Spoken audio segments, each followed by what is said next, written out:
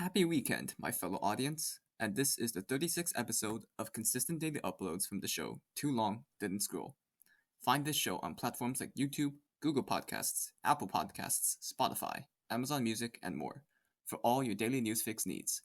Use this show to find out what happened on any particular day instead of scrolling through an endless newsfeed. Happy listening, everybody. We start the events of today, February the 24th of 2023, in the country of Cambodia.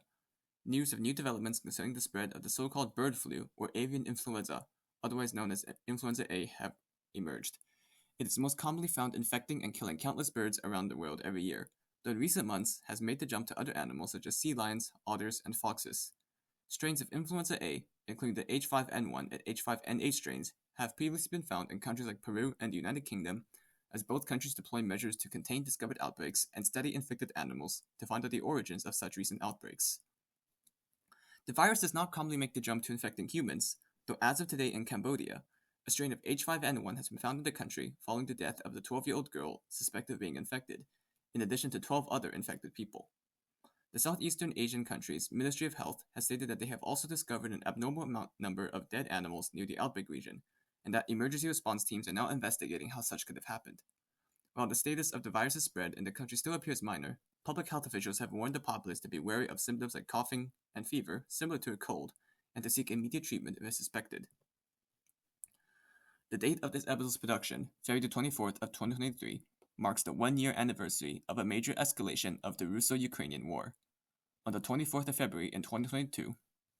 Russian forces, which spent the past several months amassing in large droves along the Russo-Ukrainian border,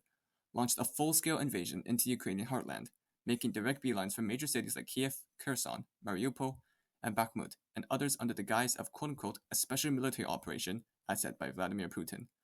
War raged on throughout the country for the next several months as regions along the border, such as in the Donbass and near Russian-held Crimea, switched hands and were fiercely contested as Ukrainian forces managed, against all odds, to keep Russian forces at bay.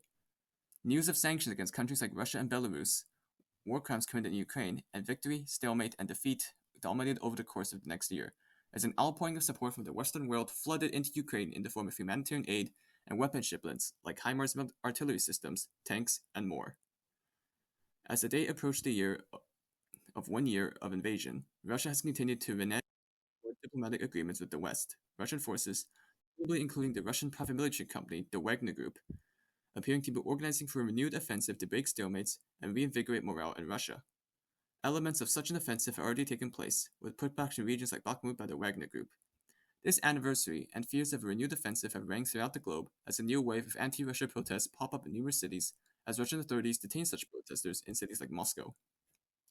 Zelensky has urged his allies in Europe and the West to continue sending aid and support in any way possible as Ukraine braces for a new offensive, which has come in the form of financial aid and today, Leopard 2 main battle tanks in Poland.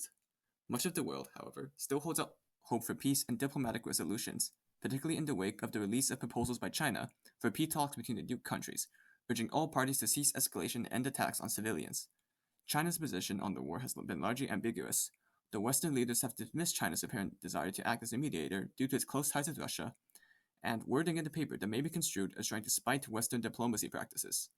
They, along with the Ukrainian government, have still tacitly welcomed a rhetoric geared towards peace, and one Ukrainian official, the Ukrainian-Chinese charge d'affaires, has said that such is a good sign that in the near future, one will see Russian troops finally pulling out of the Ukraine. Such a future may still be some time coming, though, as Ukrainians and its neighbors across Eastern Europe dig in for continued violence